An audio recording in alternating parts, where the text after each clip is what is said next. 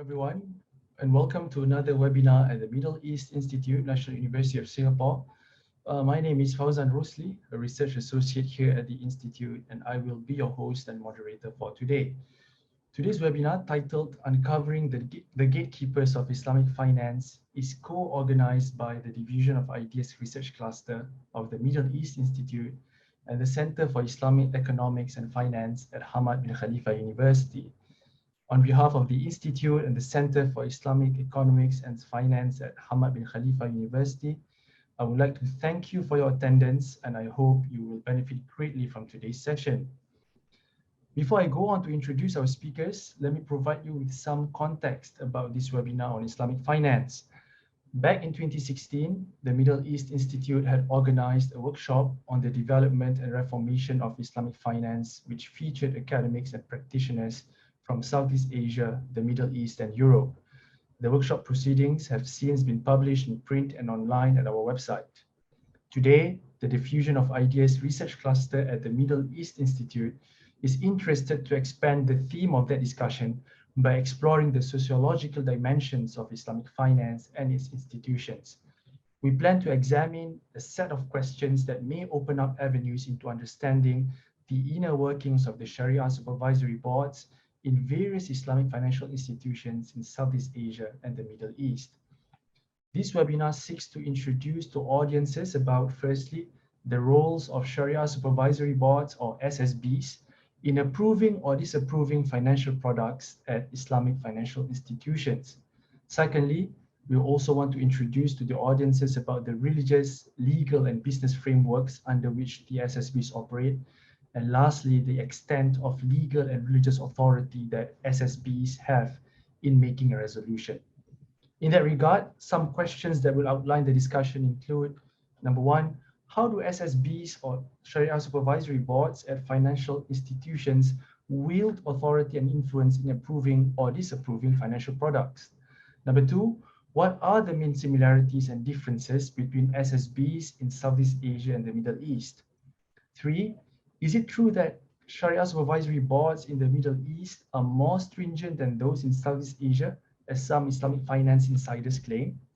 And number four, what are the socio-religious factors that could influence the fatwas or Islamic legal opinions issued by an SSB on a particular financial product?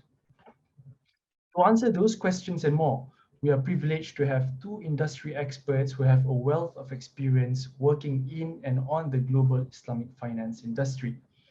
Our first speaker is Dr. Said Nazim Ali, the Director of the Research Division at the Center for Islamic Economics and Finance and the College of Islamic Studies at Hamad Bin Khalifa University. Dr. Ali has spent the last 30 years spearheading research in Islamic finance and faith-based initiatives in finance. He was the acting executive director of the Islamic Legal Studies program from 2010 to 2013 at the Harvard Law School and founding director of the Islamic Finance Project at Harvard University since its establishment in 1995. He has also published several articles in refereed journals and monographs, and also a forthcoming volume co-edited with Zul Hakim Jumat, slated for publication in 2022, titled Islamic Finance and Secular Economy, Connecting Impact and Value Creation. Next, our second speaker is Mr. Muhammad Muzaihan Hamdan, the head of Sharia Singapore, as well as the the associate director of CIMB Islamic and Treasury and Markets at CIMB Bank Berhad. At Sharia Singapore, he provides Sharia advisory for all types of Islamic products to CIMB group of companies, including overseas branches in London, Brunei, and Hong Kong, as well as external parties. His involvement in notable deals in Singapore includes sukuk issuances by the Islamic Religious Council of Singapore, MUIS, Sabana REIT, and City Developments Limited, in addition to growing CIMB Bank's Islamic financing and deposit to reach 2 billion Singaporean dollars. He also provides training on Sharia and Islamic banking and finance to CIMB group staff. He holds a Master of Arts in Islamic Banking, Finance and Management from Loughborough University, United Kingdom, and a bachelor's degree in Sharia from Kuwait University. A quick word on the format for today's webinar. Dr. Ali and Mr. Muhammad Muzaihan will each be given 20 minutes or so to present on the topic. Afterwards, we will be dedicating a good 40 minutes or so for question and answer. If you have any questions for the speakers, we encourage you to type them into the chat box and send them to MEI Events, who will then forward them to me. Alternatively, you may also use the raise hand function if you wish to pose your question verbally. Now, without further ado, I would like to invite Dr. Said Nazim Ali to present on the topic. Over to you, Dr. Ali.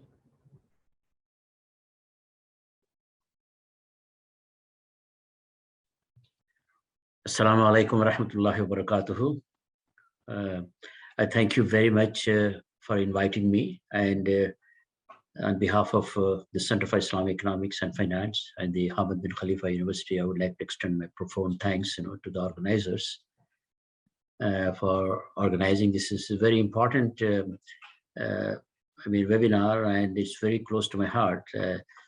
During my experience at Harvard University, always, in our conferences, the annual conference, and then afterwards it becomes a biannual conference. So the debate about the Sharia governance, its a framework, was always, at the top of our agenda.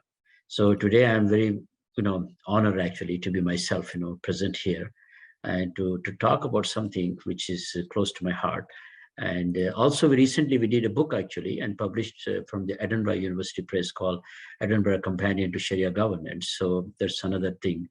And in that, we have invited quite a few of our scholars and the case studies from different countries. So maybe I'll brief my talk, try to see how I can fit within the 20 minutes allocated to me, and perhaps more can come as part of the Q&A. And of course, my fellow speaker will also highlight more, examples of the practicality of this, gatekeepers. So first and foremost, as you know, that Islamic finance is an emerging sector, and it's for the past several, few decades, and it becomes an internationally, renowned phenomenon. And the numbers of the banks are increasing exponentially, and also the funds which have been managed under Islamic finance are increasing, quite, the faster pace. So Islamic finance, as we all know, that is complied with the Islamic Sharia, Islamic law, and otherwise it cannot be Islamic finance. So that's the main element. To differentiate from the conventional finance, Islamic finance is the interest, the usury. So that is what it is. I mean, the usury is something, the definition of the usury is, something which is, it takes a long time actually for us to discuss and to debate on it. So I think for the purpose of this seminar, we rather like to keep it, simple and straightforward. And there are, in order to make it, to comply with this Islamic, is to call it Islamic banks and Islamic finance, and it has to comply to the Islamic, to comply with the Sharia, which is Islamic law. And the law consists of Quran and Hadith, and the saying, Hadith is the saying of the Prophet, and Ijma, the consensus of religious scholars. So that's where I think the governance comes actually. And Qiyas and analogies, from the Quran and Hadith text, and the Ijtihad, which is scholarly reasoning. The last two is not been actually, normally it has not been used in Islamic finance, but the Ijma, which is a consensus of, of religious scholars, that's what the SSBs are, Sharia Scholars Boards, formed actually for that purpose. So the primary requirement, the primary requirement for finance is to be considered Islamic, is the financial transaction that must abide by the Islamic prohibition of laba, often translated as an interest or usury.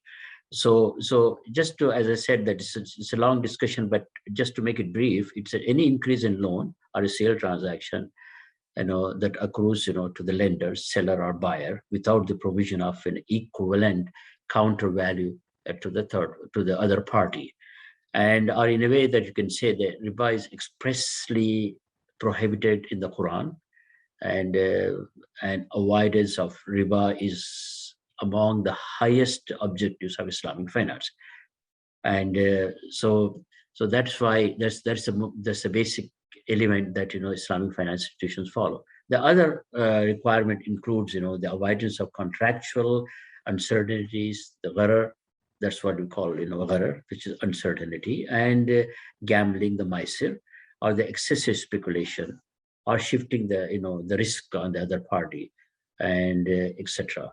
So furthermore, financing must only be for halal, permissible purposes, and not for haram, which is prohibited purposes, such as activities that are considered illicit in Islam. So that means we talk about the societal good, societal welfare.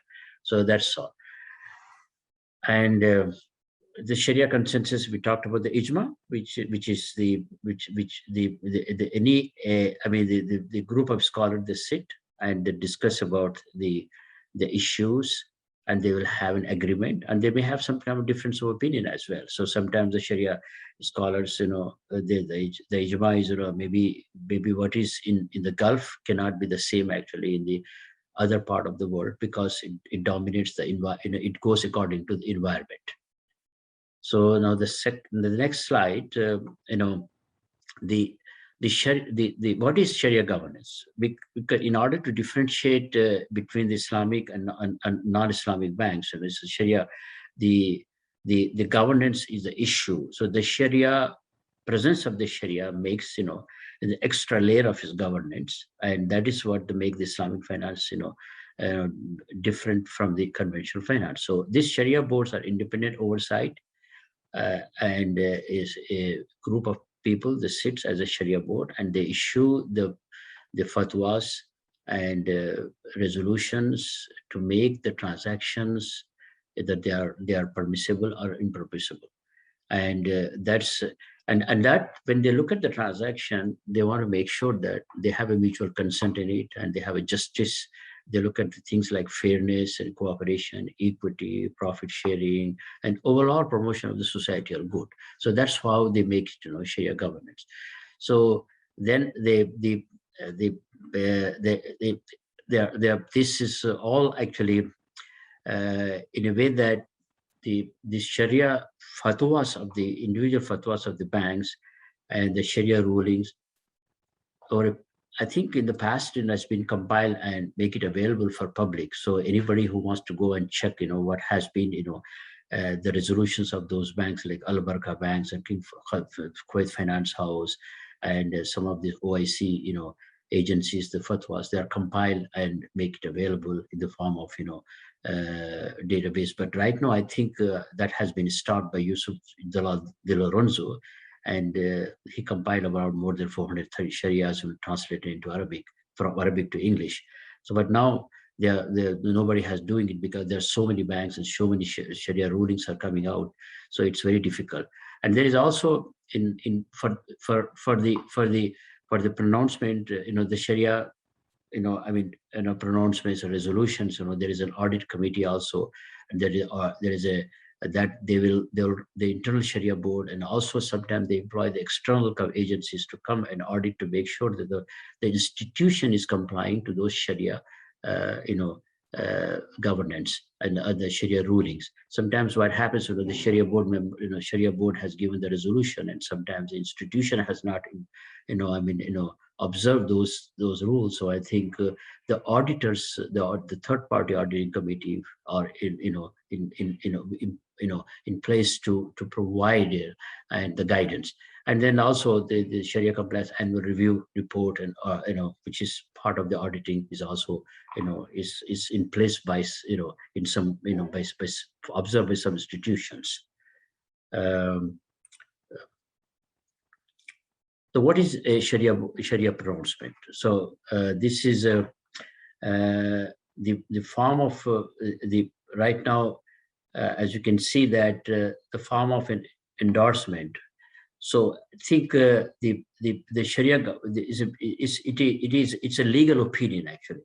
It's a legal opinion, is being discussed, and as I say, according to the guidance provided by the Quran and Hadith, and the other the tools that the Sharia scholars use to make that the transaction is a halal, and And sometimes, you know, some of these see the fatwas emanating, you know, from this Islamic finance institution by giving those rulings, you know, sometimes, you know, they're perceived as a halal certification, and maybe some, and they are not binding, and they are not suppose it is commonly argued that within the industry that the current process of issuing the fatwas within the industry lack transparency, lack of sufficient disclosure, that there is a much room for improvement.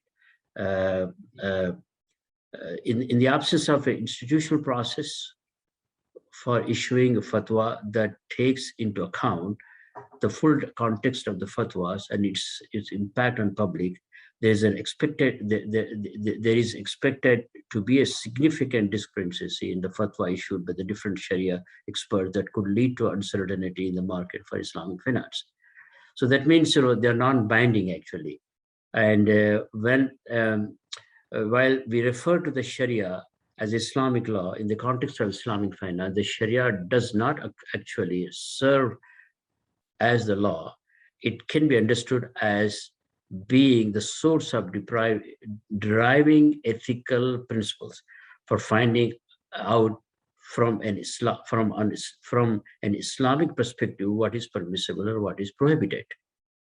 So that's a legal validity is provided by another legal order, that is usually English law in a global Islamic global Islam financial transaction. In the world of Islamic finance, the Sharia is not perceived as a law per se. Rather, it is perceived as you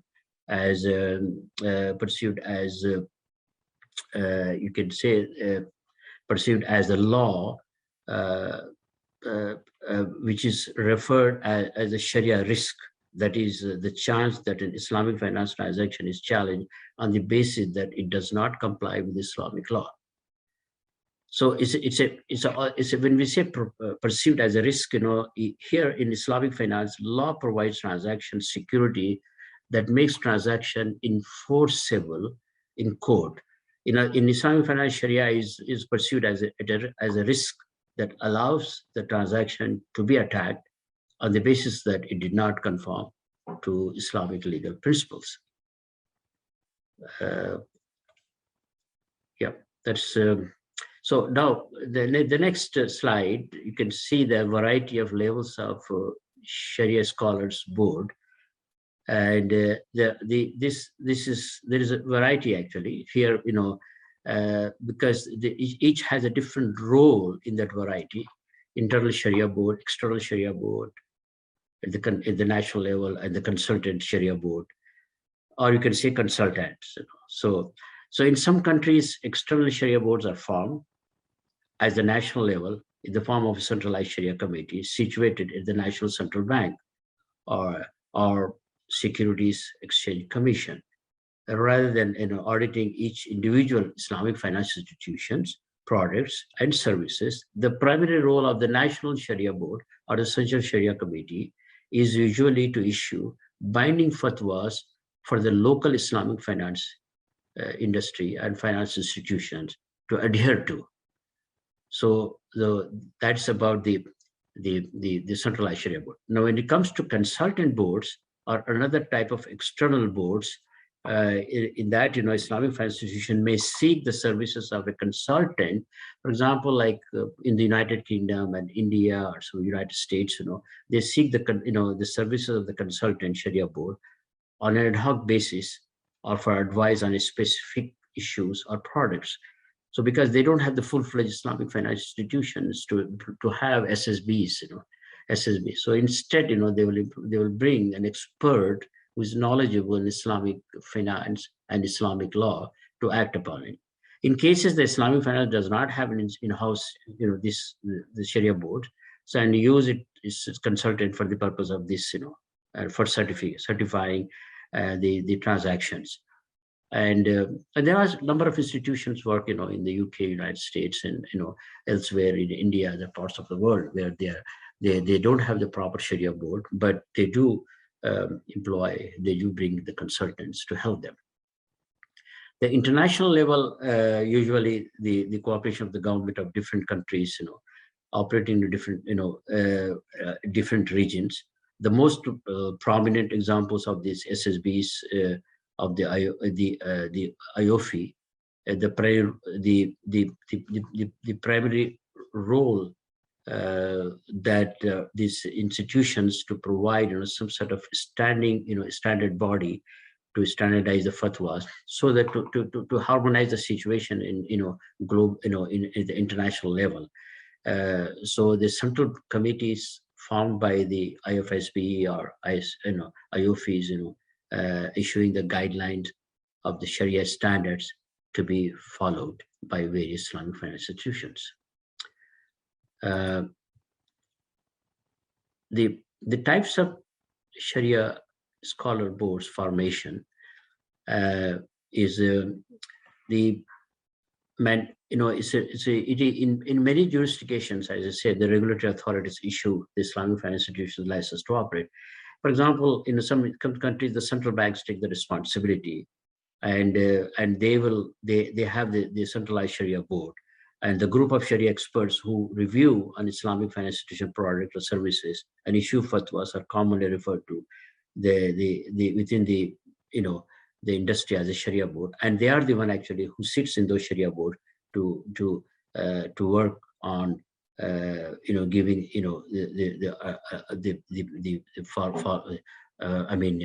issuing the fatwas. The Sharia scholars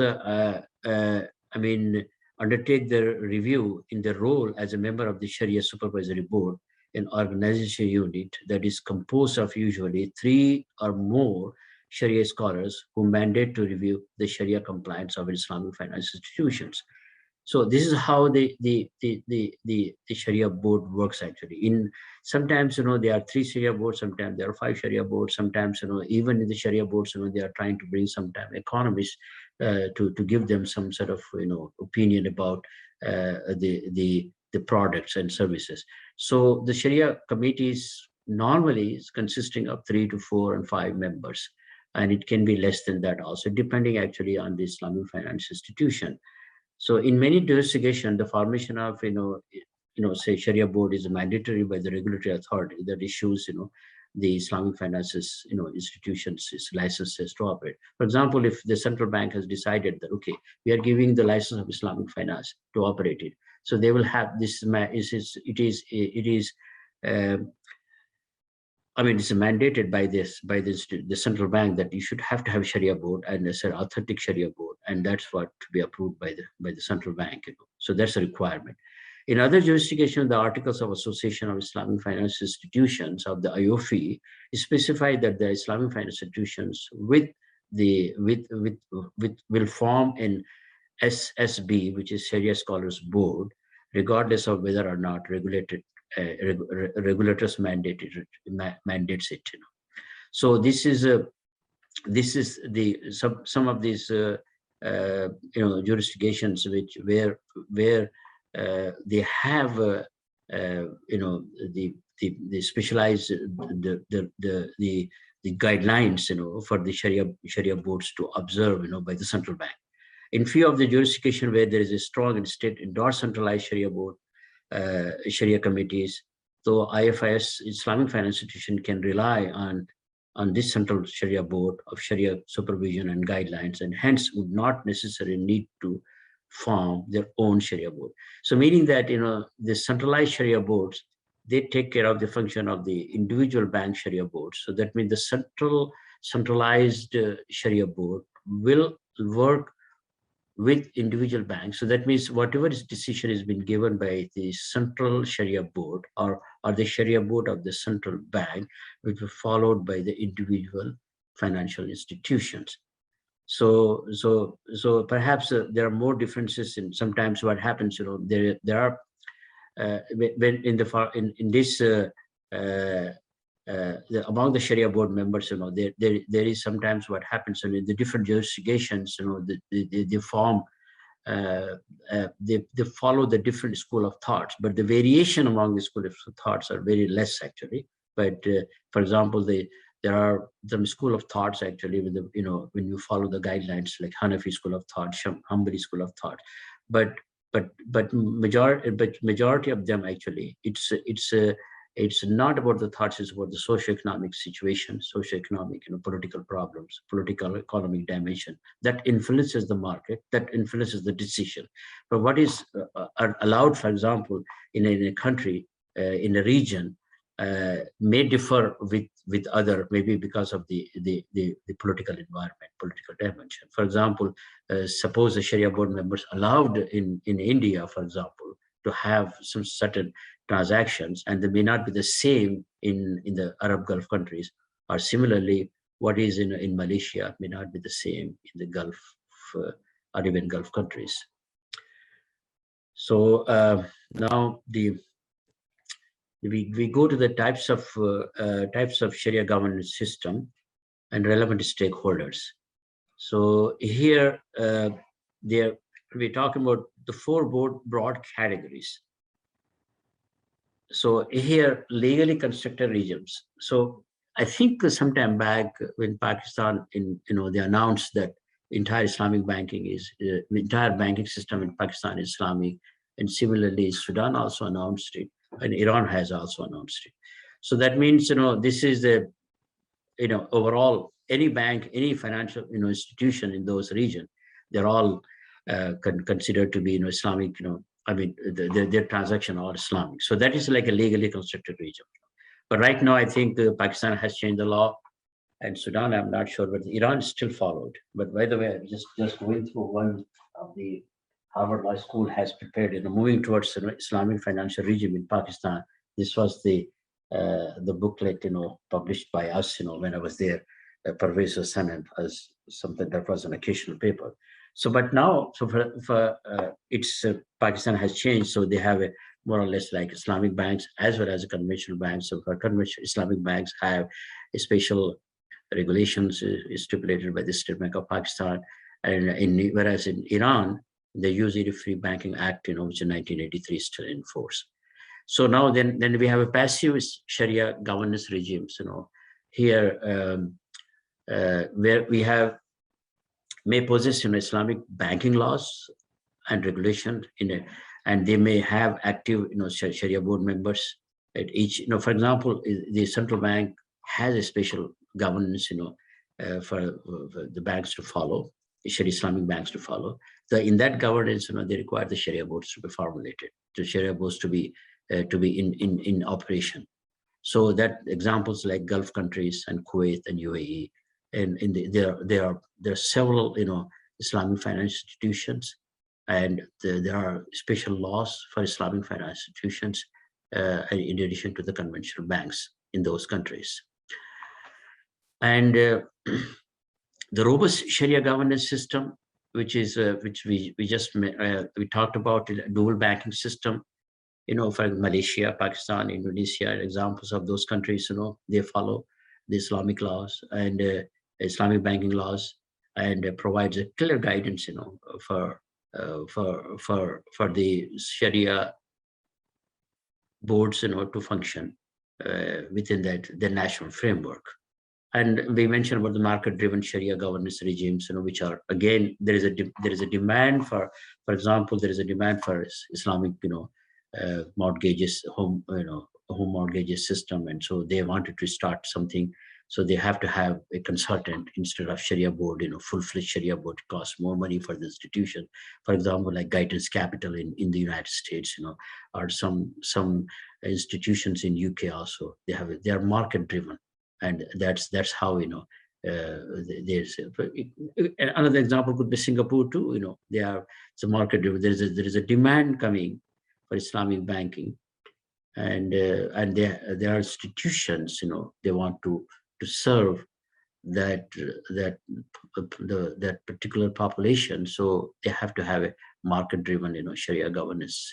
So this is how it is: legally constructed regimes, robust Sharia governance regime, which is having dual banking system, and passive Sharia governance system, where they have specialized law and they do function, and the market-driven Sharia governance regimes. So then the social dimension issues, Sharia governance. The problem with Islamic banks today is that the Sharia scholars have only looked to fiqh and ignore the other branches of Sharia, which is Tawheed and Tasawwuf. That's how we, some of the scholars have criticized about that. And fiqh scholars, just look at the rules, but Tawheed scholars look at the logical behind the rules. So like the debate was, like form versus substance. It goes on. So the Tasawwuf scholars' specialty is, the spirit and the question of intention and sincerity. And the fiqh scholar will look at, for example, at a chicken and only ask if it was slaughtered according to fiqh rules or not. But the Tasawwuf scholar will look at how the chicken was raised, where the money to buy the, from where the money was, from the money to buy the chicken came from, and so forth. So it's a debate. It goes on actually, form versus substance, and this is somehow is quite active actually still today in any conferences. If you go there, for example, people say that in microfinance there is a split, but there is a good, the form is not Sharia compliant. But whereas it comes to Islamic finance, there is a form, but the substance is still challengeable. So, and there is also another criticism came actually on the sociological dimension issue of this SBB is the gatekeepers. The Sharia scholars consider a Sharia board considered to be the gatekeeper of Islamic finance or institutions. And definitely they are, they have bigger role to play, an important role to play. And there is also a question came about the wages of labor, the wage of laborers, they have been somehow they have been criticized about that when Islam in the Sharia scholar works for a Sharia board and is employed by a bank, so the conflict of interest, the accountability to Islamic finance institution, brings certain issues. So some it's again it's a lot of debate goes on that when the Sharia scholars are not independent but they are employed by the banks, naturally they are faithful, or they are somehow obligated to work and to make those contracts, Sharia compliance contracts. So become maybe in a way that sometimes they become lenient and lenient, in showing that okay, or maybe for this purpose, we think that this is allowed, this should be allowed, and perhaps they may have reasoning for doing that. Maybe they think that okay, if they don't do that, still the banks may go ahead and do it. So instead, they use the hikmah of allowing them to go ahead and do. But for the clientele, and for the others, those who are scholars, so it makes them feel very uneasy that how it is, permissible when we see the clear, conflict of interest on that. It's a difference of opinion. As I said, that there is a difference of opinion on that. So, and then the monopoly. Yeah, some of these, there is a shortage of Sharia scholars. Definitely it was in 90s and 2000, but now I think more and more young scholars are coming, and until they get established themselves as a Sharia scholars and known to be Sharia scholars in the community, it takes time. But definitely a few scholars are there and working in different banks, more than sometimes 10 banks, 15 banks, and that creates a conflict of interest, definitely. And this is the remuneration part, that they take the money, or they take the fee from each bank. So when you take the money and you take the remunerations, and you are obligated to work and to render your services. So that's the problem. And perhaps as we go on, maybe the new scholars will come, and the older scholars, and also we can see that recently, during the last few months, we have two important scholars passed away. Hussein Hamid Hassan from Egypt, Abdul Sattar al-Ghudda, may Allah bless their souls, and now the other scholars, those who have been serving different banks like Sheikh Nizam Yaqubi and Sheikh Muhammad Al-Ghari, Dr. Muhammad Al-Ghari, and they are, and Sheikh Taqi Usmani, they are not, their health is not permitting them to travel. And so you can see that the old Sharia scholars like Abdul Sattar al-Ghudda and Hussein Hamid Hassan, they are no longer work. And Professor Khurshid Ahmad, one of the founder of Islamic Finance, and like Umar Chapra, and Najatullah Siddiqui and Muhammad Arif are all those top, Islamic economists, and some of the Islamic economists turn into Sharia. They're all aging actually. So I think there is an opportunity that we need to look into that. We need to, I think there's an opportunity for the younger scholars to come and occupy the position and serve the industry. The lack of diversity, yes, indeed.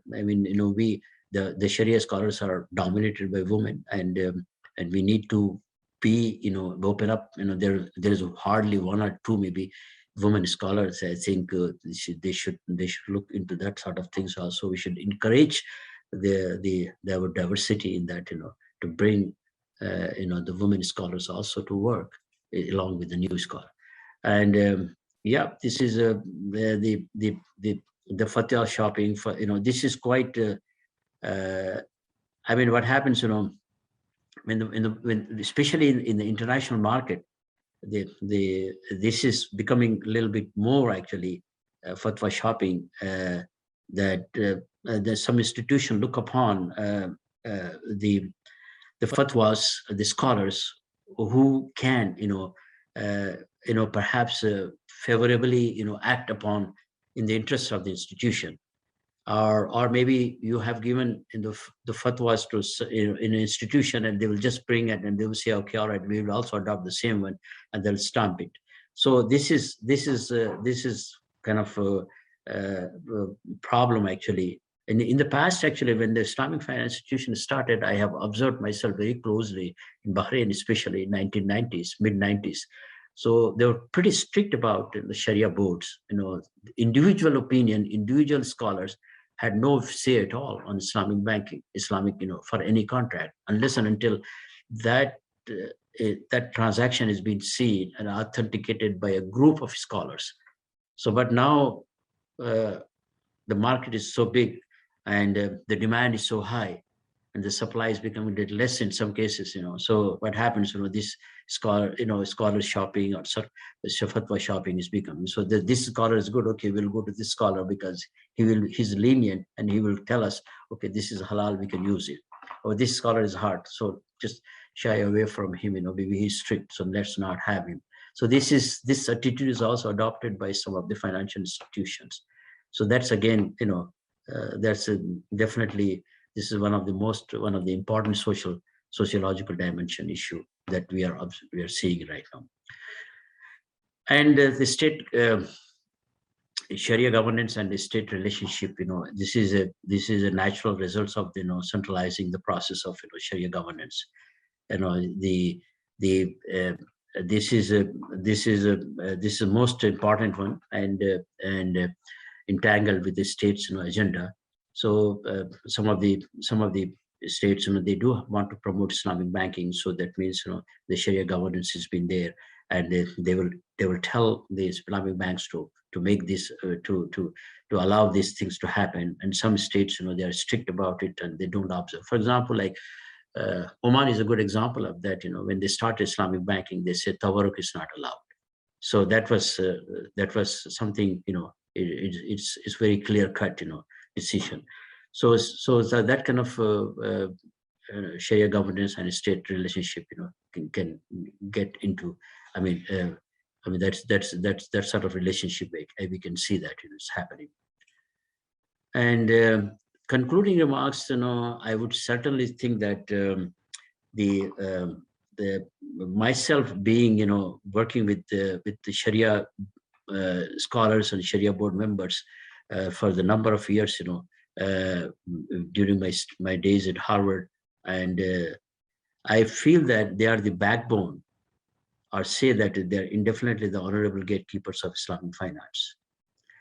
And it is the presence of Sharia board, Sharia scholars board, that creates the confidence among its clients, and they are the reference points to authenticate the system based on their collective know-how of sources of Islamic law. And that's exactly the common citizens, and I have no idea at all, they don't have time even to go and, to verify whether it's halal or haram. So they depend on the Sharia scholars to say that this is right, this is halal, so this is permissible.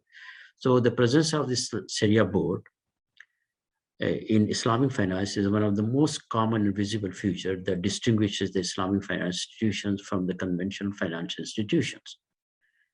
So there's the Sharia board form an extra layer of governance in the Islamic finance, as any potential disruption incur, Sharia compatibility risk. So when somebody says that how the Islamic finance is governed, so the one of the speakers who came to Harvard University from the U.S. Treasury Department, he said that this Islamic finance follow the extra layer of governance, which is the Sharia governance. So that makes, the banks are more authenticated, more governed, that they're not only governed by the state law, but also an additional layer of governance, which is a Sharia board, presence of the Sharia board makes that, to authenticate it some more, more, it put the extra layer of governance. So having said that, I would like to mention that any field, in our industry, Islamic finance are also somewhat has some shortcomings, and that needs to be addressed in terms of, Sharia board, just like I mentioned. Not to forget that the progress or change in the behavior of the global system requires adaptability that is approved from a Sharia perspective, and should be appreciated. The Sharia board have never shielded to accept the shortcomings and work for its development, as the nature of their work is basically accountability to God. So they are not shy away. They do accept that there are things, there are the improvements to be done, and there are problems, and that needs to be improved. So yet, I believe that the Sharia scholars and the Sharia Scholars Board and its members should be highly applauded for their work and their noticeable concern for the for their continuous maintenance and nurture of the industry. So I thank you very much for the opportunity, and I'll be happy to take any questions with regard to my presentation. Thank you very much. Thank you so much, Dr. Ali, for providing us with the lay of the land and also providing your insights about Sharia governance in the industry.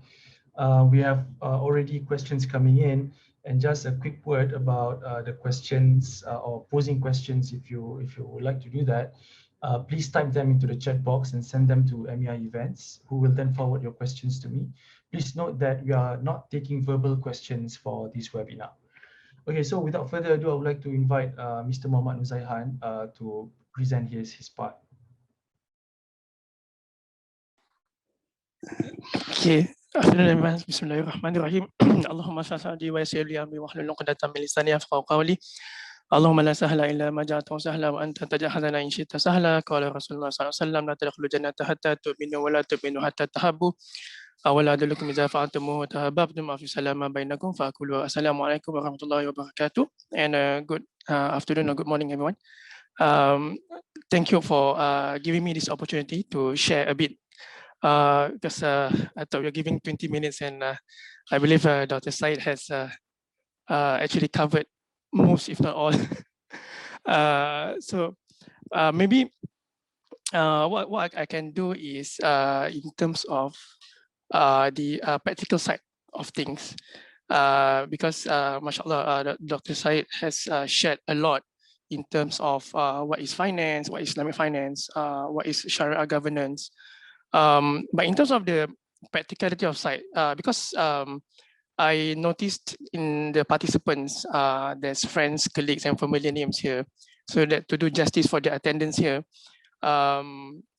maybe I add a bit in terms of why is this SSB, the Sharia Committee, is important, and why they are there in the first place. On top of what has been mentioned by Dr. Said is in terms of what you call that, confidence of a particular community or particular government to a particular product, so that is being endorsed. So if I use a lot of analogy or context from a Singapore context. Say for example, if one was to have a particular product that is being endorsed by a certain, say for example, Sharia committee, then it will affect to the community to actually get that service or enjoy that service because they know that this has been endorsed. Similarly to the, so for example, the halal certification in Singapore. So if an entity is halal certified by MUIS, the community will be at ease or at peace when they go out to eat. So they know that it's halal certified. So similarly to any Islamic finance products, when you have a Sharia pronouncement, what is being mentioned, what was mentioned by Dr. Said, people will be feel more confident, and because if we also know in terms of segments in a bank, so in a bank there's a few segments, namely consumer, corporate, and then you have your FIG. So maybe in terms of the composition of the SSB for any particular banks or Islamic financial institution or financial institution for that matter, mostly resolved around the local scholars, or we call it, maybe we can call them local asatizas, local scholars. Reason being, they would know the so-called social needs of the community better than anyone else. Okay, so why this is important? This is important is because when a particular FIs or IFIs for that matter, because like again, similarly mentioned by Dr. Said in terms of the how is the Islamic bank or how an Islamic financial institution is being so-called integrated into the community or into the system, is either a standalone bank, Islamic bank, or within a certain framework, right? So the composition of this Sharia committee is very important because they know the community well, they know the community better, so that when any certain products come to their table in terms of approval, they will digest it and keeping in mind the social needs of this community in hand. So I can give a practical example. For example, in Singapore, for example, right? When we want to introduce a particular product, say for example, Dr. Said mentioned about a commodity murabaha, right? Which is a tawaruk, for example, which is a very long debate, and the debate will forever continue because we can see a glass half full or glass half empty, right? And difference in opinion is normal. It happened during the time of the Prophet Sallallahu Alaihi Wasallam, when even the Sahaba had to give fatwas when they are away from the Prophet Sallallahu Alaihi Wasallam, and later on the Prophet had to rectify them or conquer them, right? So moving forward, also there will be different in opinion, and that's how ijma is. That's how ijtihad is in terms of coming to a Sharia fatwa or Sharia pronouncement, right? So coming back to the social needs. So in a Singapore context, for example, in a commodity, we face the issue of when doing marketing, for example. So another part that is important to mention here is also in terms of how do we market an Islamic product as well, right? So as to be as competitive with any other products out there. So when we say, for example, if a particular bank uses say, for example, a hibah concept of deposit, for example, hibah giving. Hibah is a gift, right?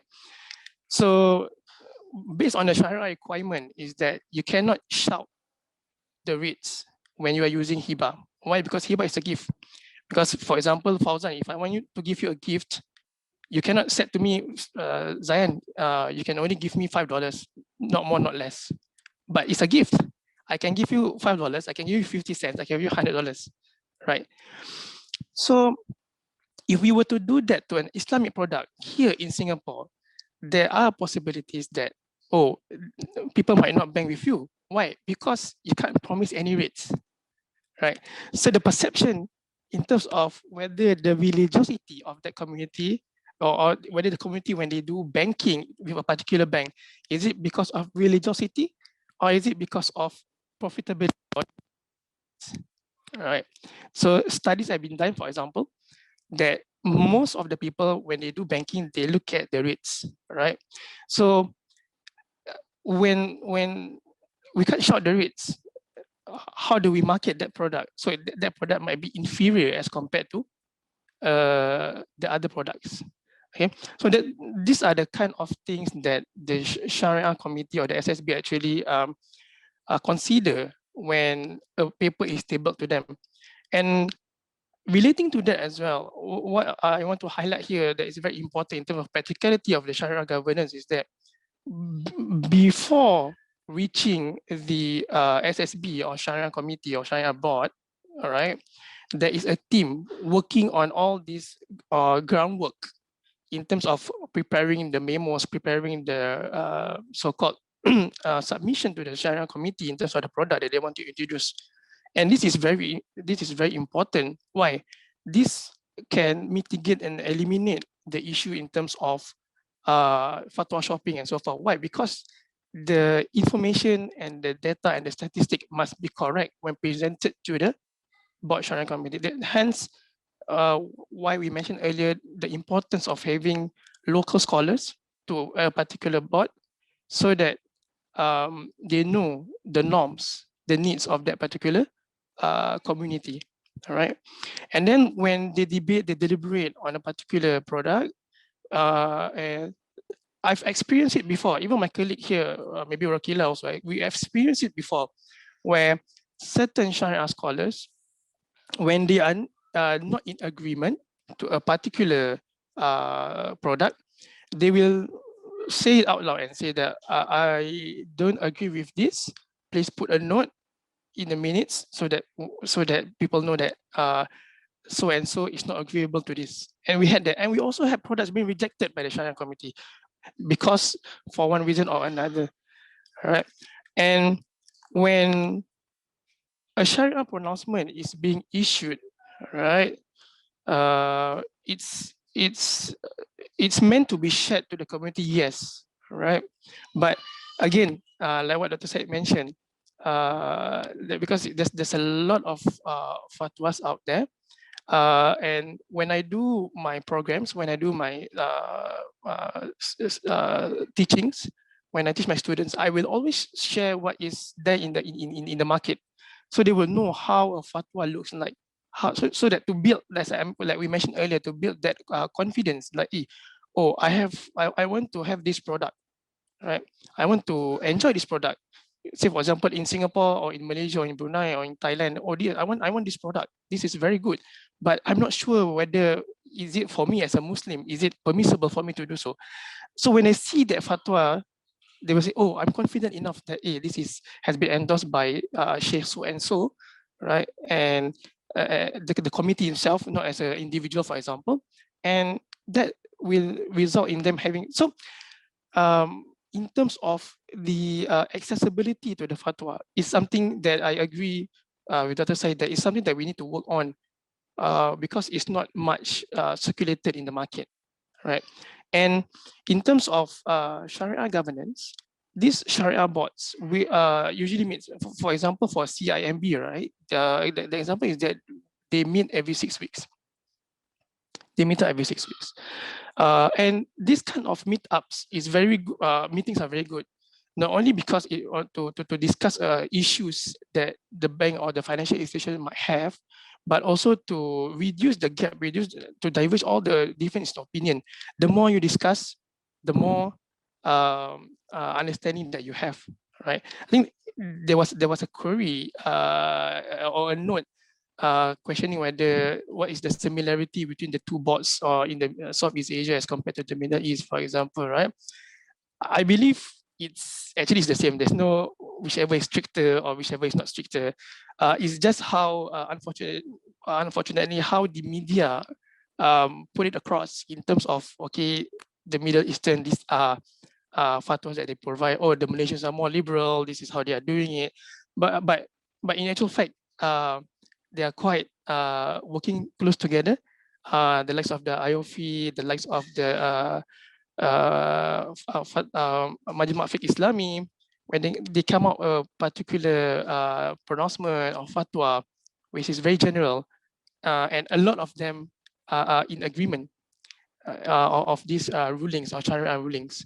And another thing that I also want to share is that these Sharia committees, though diverse, they are always open for discussions, right? Because they agree to disagree. The one thing based on my humble experience of like maybe 10-15 years with the banking industry is that these Sharia scholars are so humble, very, very humble in a sense that they do not mind. They are always open for discussions, right? To have a better understanding. Hey, Zayan, why can we do this in Middle East? Can we do this in Southeast Asia or in Singapore? Oh, don't talk about Middle East. Singapore and Indonesia, or Singapore and Brunei, or Singapore and Malaysia, there are differences of opinion as well. But more discussions are being done to narrow that gap, right? So that at the end of the day, it's for the benefit of the ummah, it's for the benefit of the consumers, right? Because these Sharia scholars are, and even ourselves, are answerable to Allah subhanahu wa ta'ala, to God, in that sense. Yeah. So actually what Mr. Fauzan, what I wanted to share is in terms of the practicality of a paper. Say for example, there's a demand for a particular product. It's brought up to the so-called certain banks, certain FIs. They have the Islamic department or Sharia department, which actually study this product, research them before actually presenting it to the board Sharia committee. And the board Sharia committee will take time to deliberate, to discuss before issuing any fatwa and pronouncement. And this kind of pronouncement and fatwa is being audited, is being tackled from a risk perspective, from a compliance perspective, and they are reviewed every maybe 6 months to 1 year, so that we see the benefit of it or non-benefit of it, and then how we can tweak it, right? So for example, the bank issue a particular pronouncement for a particular product, it will be monitored for the next, for example, 6 months. What's the impact? Is there a positive impact? Then good, alhamdulillah, we leave it as well. Or is there anything that we can improve? Or if there's a negative impact, then we will brought back to the board Sharia committee or the SSB, and we'll discuss further, like how do we continue with the product? What is the effect to the community? Is it negative? Is it negative? How we make it positive to find solutions? So, like, because I work with the likes of like Dr. Daud Bakar, Dr. Sheikh Nizam Yakubi, Yusuf Shabeli, and so forth. What these Sharia scholars want is the community to benefit from Islamic banking and finance, and they will always look for solutions. Yeah. So I think that's the point that I want to share today, Mr. Fauzan. I think that's all for me. Thank you very much. Thank you so much, Mr. Nuzaihan, for a very succinct but I think very relevant input. In addition to what Dr. Ali has also presented about the Sharia governance in Islamic finance, I think we already have a couple of questions. I'm going to group some of them together so that in the interest of time, so that you can both address whichever questions you think you might be able to answer. So this is a group of I think 3 questions or 4 questions rather, posed by Devika Pillay. So she's I think it's a she. So the questioner asks, can non-Muslims also invest in Islamic banks and finance? And an extension to that question that I would like to add is, what are the advantages of investing in Islamic products or Islamic banks and finance for non-Muslims, right? And in the event of conflict of interest, in the event of conflicting laws between local laws and Islamic laws, which law takes precedence, right? If it's the local law that takes precedence, how would one deal with complying with it? And thirdly, what are the challenges and improvements that could be implemented in Islamic banks in contrast to conventional banks? And also, some of the laws, rules of Islamic finance seem irrelevant or outdated in current times. Do rules keep getting updated over time? I'm going to post, I know those are a lot of questions. I'm going to post them in our chat box so that you can refer to them. But probably, I might want to get Mr. Nuzaihan to start off with the answer. Can non-Muslims also invest in Islamic banks and finance, and what advantages are there for them? Okay, thank you, Mr. Fauzan. I think you gave me the hardest question to Dr. Said.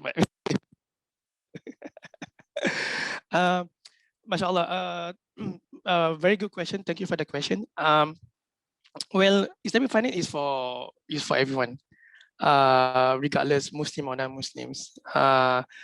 That's the so-called not say barrier, but that is what we face, or because of the how media portrays it. And the good thing is that Islamic banking and finance is for everyone, regardless your background, ethnicity, your religion, and whatnot. And I give example.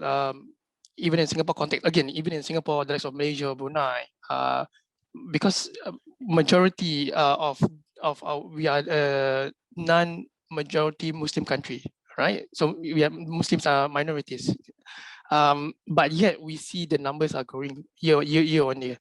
Why? Because the non-Muslims see the benefits of Islamic banking and finance, and also the investments. In terms of benefits, maybe they will call it like a value proposition, right? Previously it was quite tough to answer this question, but recently, because of the emergence of the ESG, VBI, and so forth, so we can see that a lot of them. I think our brother Zul Hakim and Dr. Said is working on that. Just so that, for example, ESG, right? The main principles between ESG and Islamic finance is there's a lot of similarity. Maybe about 90-95% of it is the same. So that we don't do tobacco, we don't do liquor, we don't do pornography, and so forth. So long story short, it's open. So that's why the common question that we always get, like, hey, we noticed that this Islamic product have a very good rate, for example.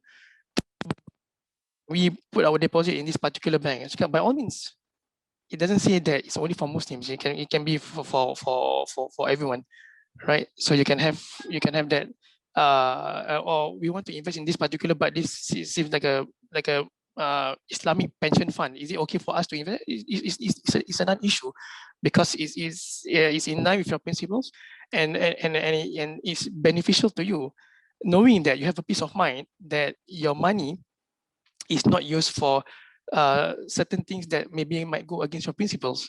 For example, the example that I gave for the ESG, for example. Yeah. So yeah. I mean, in conclusion, that it's open because I think in the Southeast Asia context, they are more non-Muslim than Muslims, but the numbers are growing in terms of those who are enjoying or utilizing Islamic solutions in Southeast Asia. Yeah. Okay, so in the interest of time, I would like to invite Dr. Ali to probably address the second and fourth question about Islamic law. So when Islamic law and local law contradict each other, which one takes precedence? And also, are there any updates that are being done to the Islamic laws governing Islamic financial products? Sure. Well, thank you very much. If you allow me to add to Mr. Muhammad what he mentioned about the benefits, for the non-Muslims, I was saying that the performance-wise, the number of the funds are doing great job actually, and like Amana Mutual Fund, and the Tata has also in India established some Islamic funds. So you can see that you don't have to be a Muslim to be to invest in Islamic banks, and like he has given a very good example of the ESG, and the Islamic banks, as I mentioned, that is if we look for the societal goods, and the social welfare. So that's an advantage over the conventional investments. So with regard to that Islam, the local law versus Islamic law, of course, as you see that we often actually encounter this issue back in used to be in the law school. People used to come over there how this Islamic finance works. So here we say that there are A, B, C. A is a financial engineers, the financial institution, they develop the contract, and the B is a Sharia, is a lawyers. They like to make sure that they want to make sure that all these Islamic finance transactions are compliant to the local law, and the Sharia scholars are extra layer, just to make sure that there is, just like what I mentioned about the fairness and the justice and no exploitation, etc. So at the end of the day, when it comes to it's a law, actually the local law take the precedent over the Islamic law in the current structure right now, until if the government announces that our law is Islamic law, that's a different thing. But right now, the way that it's been operated, it's like this. So the good example is the Dana gas of of UAE. That when the Dana gas had an issue, so when in the UAE, in the Dubai, they discuss about in the local court. So that's how it is.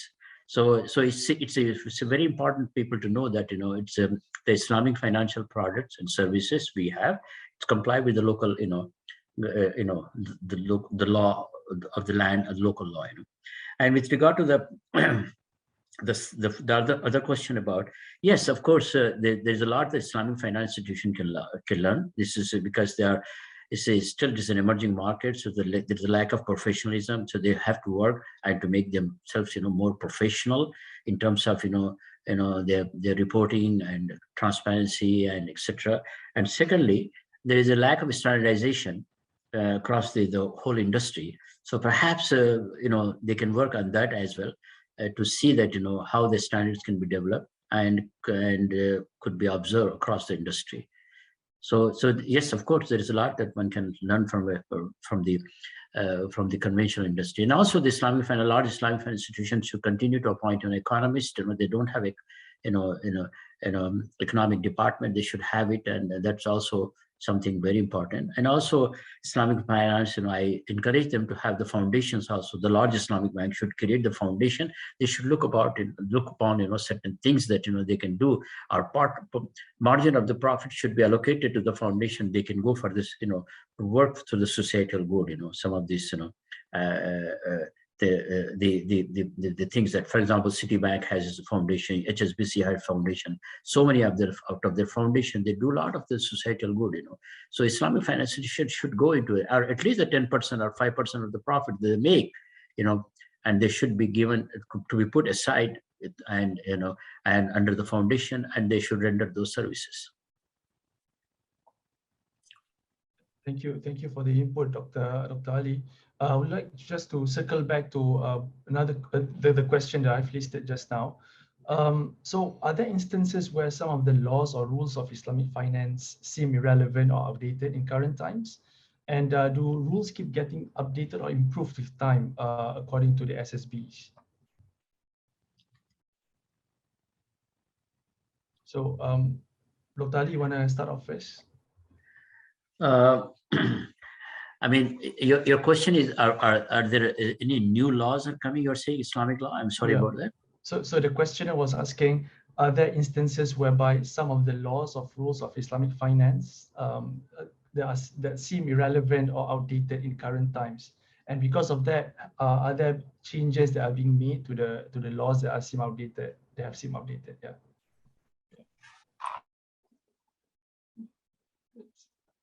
What happens, there are two large institutions, I mean, like you can say that, it's a international level institution established by the Islamic finance institution. One is the IFSB, the other one is IOFI. So, and also on top of that, we also have OIC, Organization of Islamic Cooperation. They have Fiqh Academy. So all these three organizations, they look into it, and to see that, to respond to any of these geopolitical situation or socio-political problems or socio-economic issues happening in Kari. So they are the one who address these issues, and then the individual SSBs will follow it. So that's how it is here. Mr. Nuzaihan, would you like to add on to that? Yeah, sure. Maybe just to add on that, like what we shared earlier, in terms of a particular product being reviewed or being updated every 6 months or 1 year. So the reason being is to see whether it's compatible to the community or that particular geo system, like what Dr. Said was saying, geopolitical area. So what happened is that if and when the Sharia SSB and the teams sees that, oh, this particular product, we need to enhance it and we need to update it, then they will actually go through update or another review process on how to amend it or to make it better. And there's nothing wrong with that. There's nothing wrong with that. So, because I think there's naysayers out there saying that, hey, how come this fatwa is being published and then like 20 days down the road it's irrelevant and why are you still using it and whatnot? Is the fatwa wrong? No, the fatwa is not wrong.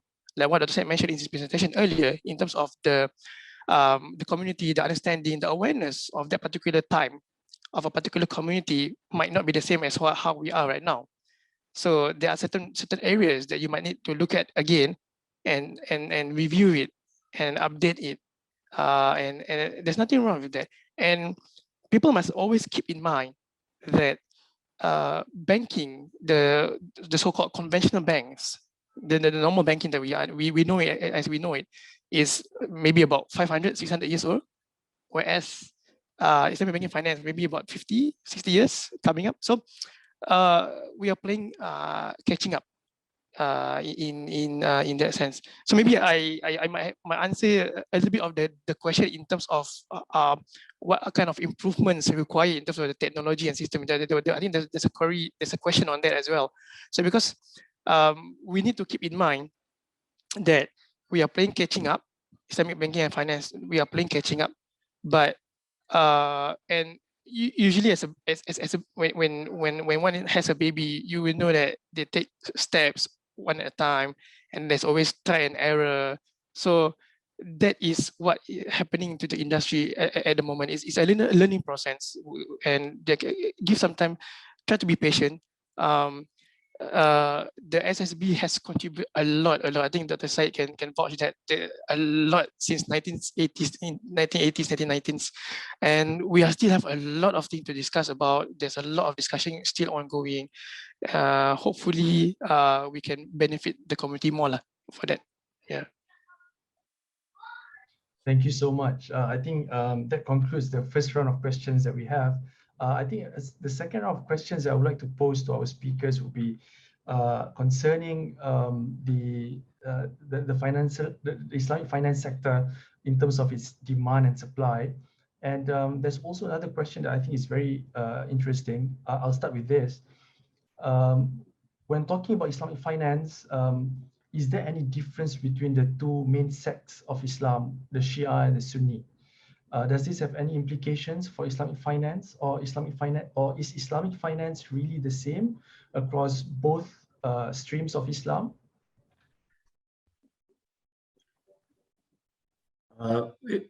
May I just provide Sure. my work? I think I would say that there is no difference for the, because it should be the same, it's the same. It's a, as I said, let's put it this way, that Mr. Mohammed can elaborate on that more. As we said that the ruling, it goes according to the geopolitical situation, like a geography, for example, in Malaysia, perhaps, they allowed some products to be allowed, yes, permissible, and at the same time, maybe some other places where it's not permissible. So it could be like that. For example, if the Islamic banking in Iran, for some reason, they are not allowing conventional banks to come and practice over there. Whereas in the Gulf, we have conventional banks as well as Islamic banks. So again, it's a geopolitical decision, or etc. But as a matter of fact, the tools that we are using Shia or Sunni, is the same. And there could be some small difference of opinion, difference of some change, small things, and that can happen. And so that is fine. I mean, like I said, ulama here in the Gulf, Arabian Gulf, are different, and they give the different rulings as compared to the ulama in Southeast Asia.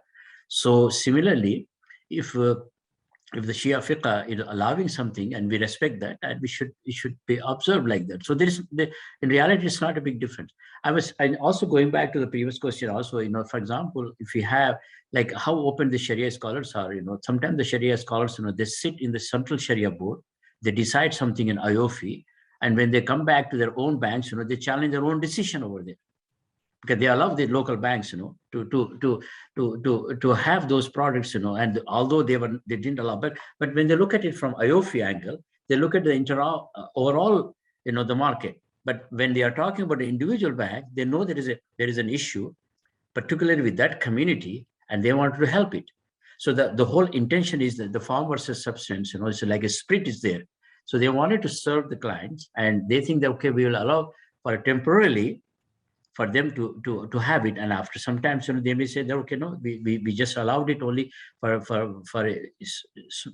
example, there are many cases actually. If you go back to British India, the fatwas of the ulama given during that time of 1930s and 20s, so you start laughing, why is this fatwas were given like that, but what was the reasoning behind was, because the reasoning behind was something that they think that was important. But right now those fatwas totally irrelevant, so something like that. So I think there's no big difference between the Sunni and Shia. This is not right. No.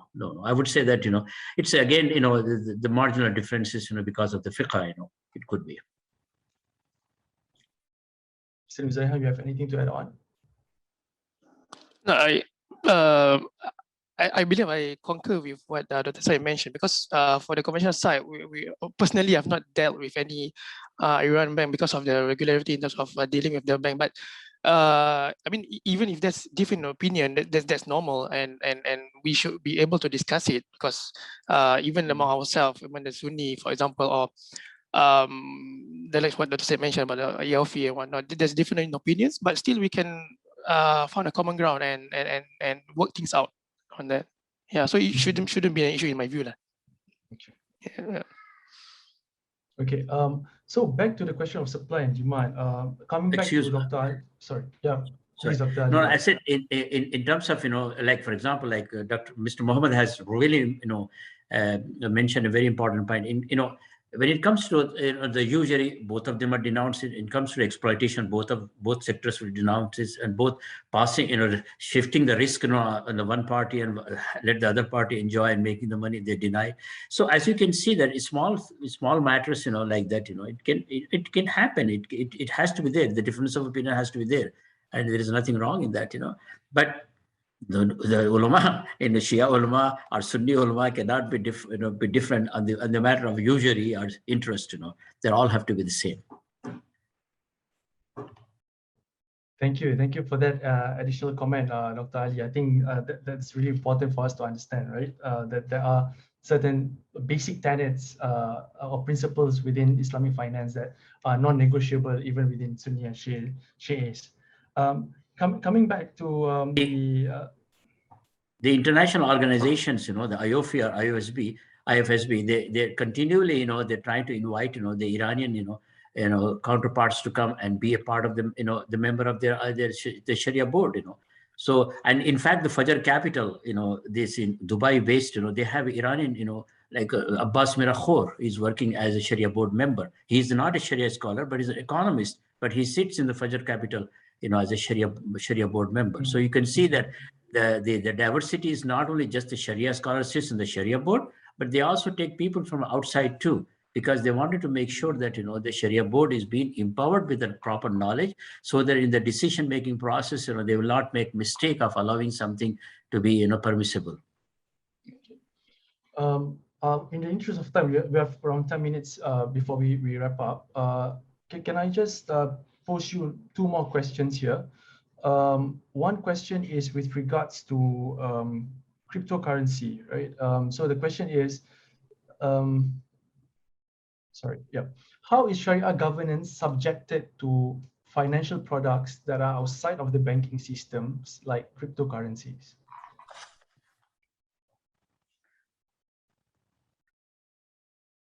First. Mr. Nuzaiha, you want to start first? Yeah. Sorry, I had to go first again. Okay, so I think this cryptocurrencies is outside of the realm of the financial institution. So even in Singapore, the MAS is monitoring it very tightly in terms of how to look about. So how to go about with cryptocurrencies and so forth, dealing with them and whatnot. But based on my humble knowledge, my limited knowledge is that currently in terms of the Sharia scholars, there's certain writings, and most of this discussion is around whether the permissibility of cryptocurrencies and the permissibility of dealing with them. And in terms of the Sharia governance, I think there's a split in opinion, depending whether these cryptocurrencies is considered as a so-called medium of exchange or just a so-called medium for investment, right? So if it's somewhat similar to your gold or silver, to your currency, then the same Sharia governance will apply. But I'm not sure how it applies outside of the financial institution framework for that. As I said, based on my knowledge is just on the rulings behind cryptos. Maybe Dr. Sai can help me out on this. I think increasingly we have been seeing difference of opinions from I think private consultants, private Islamic finance consultants, with regards to the ruling of cryptocurrency. So I think there is much debate that has also been going on about this, as the interest in cryptocurrency is also peaking. So yeah, Dr. Ali, yeah, you have anything to add on? Yeah, I mean, if you're talking about from the Sharia point of view or Sharia scholars' point of view, how do they address this? Of course, a number of the Sharia scholars, they are, the imams, and they are giving, their khatib, meaning that they are the Friday, sermons. So they do, when the question is asked to them about the cryptocurrency, they address over there. But if the institution is adopting it, this anything that they're serving as a Sharia board, then they look at it more seriously on that.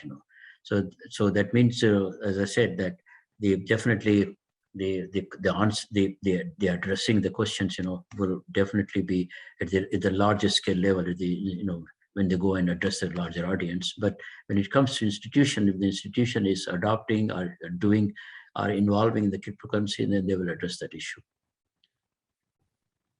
Okay, understood. Right. I think last question. I think this is very important also for our fellow practitioners here. The question is, sorry, let me. Okay. How does one develop expertise in Sharia law and Islamic finance? The questioner is a 25-year-old, and he would like to pursue this field. How do you suggest he starts learning the subject? I'll let Dr. Ali to go first.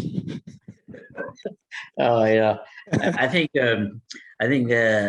definitely. First of all, to sometimes let me answer this. There are two aspects of it. One is the knowledge aspect. The other one is the leader, the experience and the leadership that you gain over the period of time, and you earn the place in the community through your services.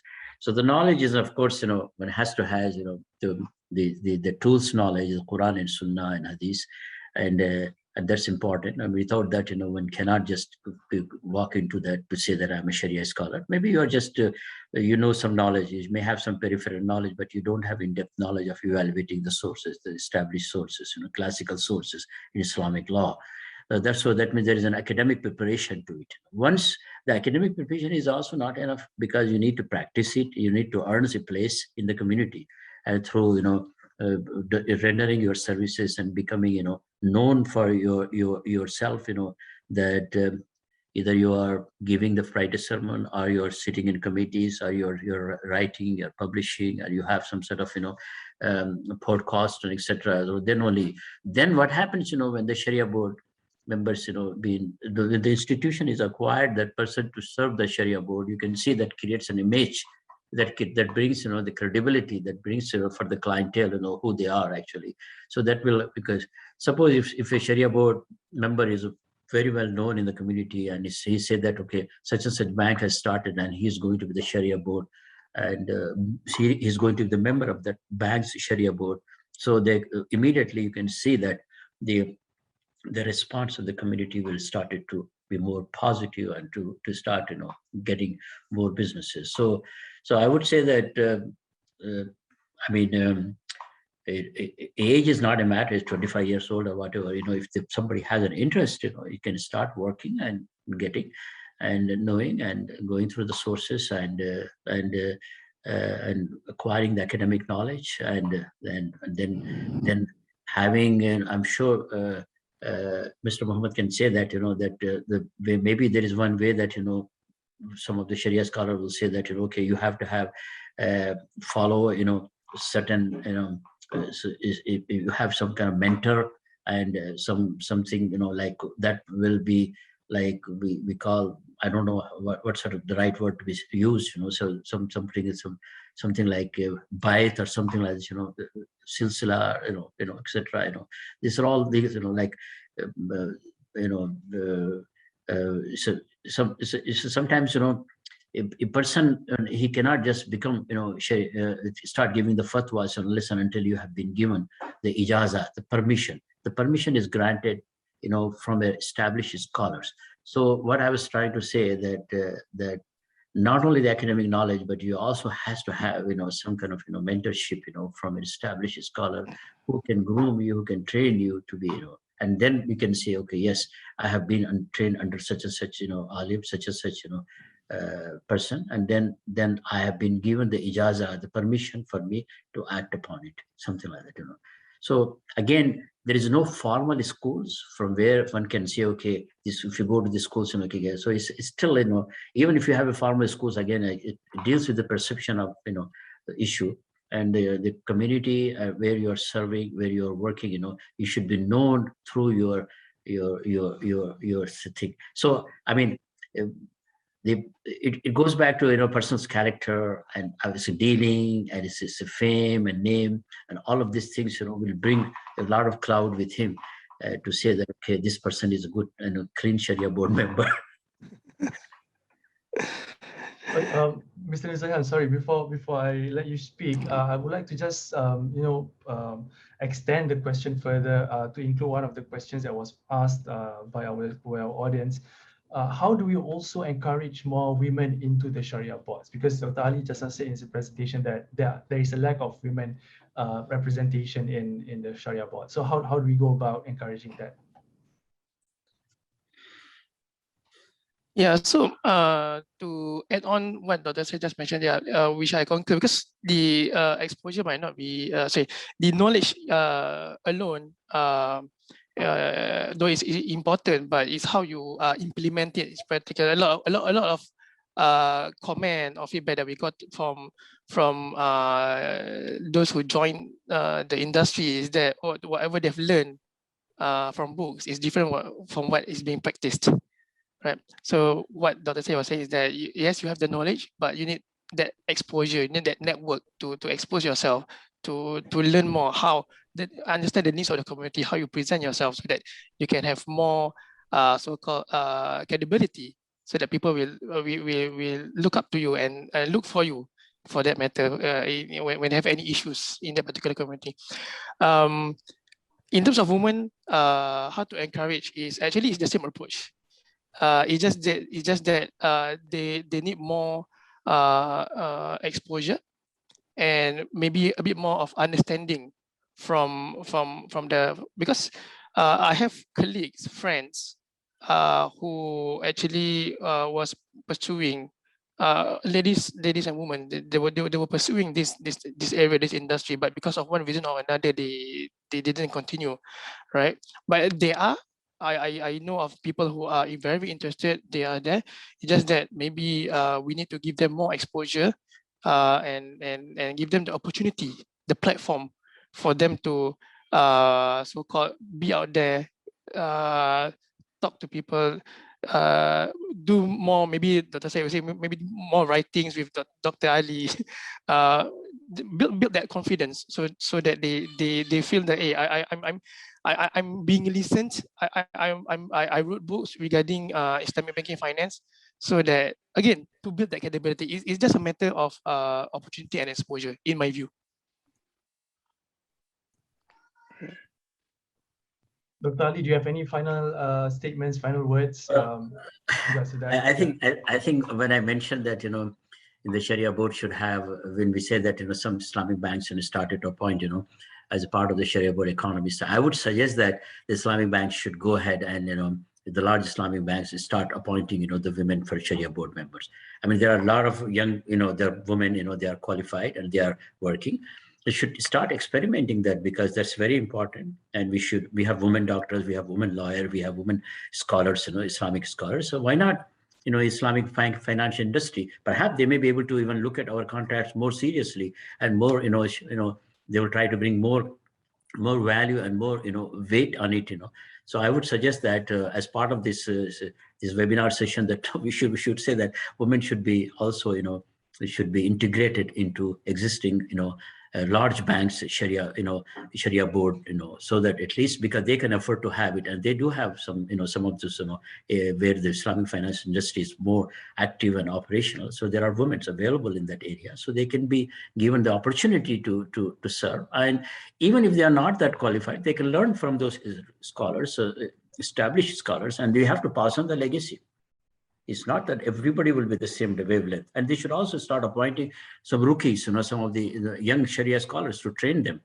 So that should also be another way, another recommendation that we should make it, that we should have some young Sharia scholars to learn from the experience. As I mentioned, that Sheikh Nizam Yaqubi is quite old now. Sheikh Algari is having some issues with health, and Sheikh Taqi Usmani is not traveling.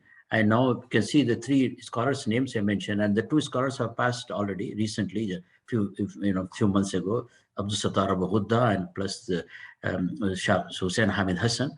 So now, among the old scholar team, and there are not many. So now Dr. Dawood Bakar is of course very young and energetic, but you know, but may Allah, you know, give all of these Sharia scholars, you know, good health, you know, and strength to continue to serve. But I think the most important thing that, you know, we should encourage, we should bring the younger scholars into the committees, and they should learn from the experienced scholars. Mm-hmm.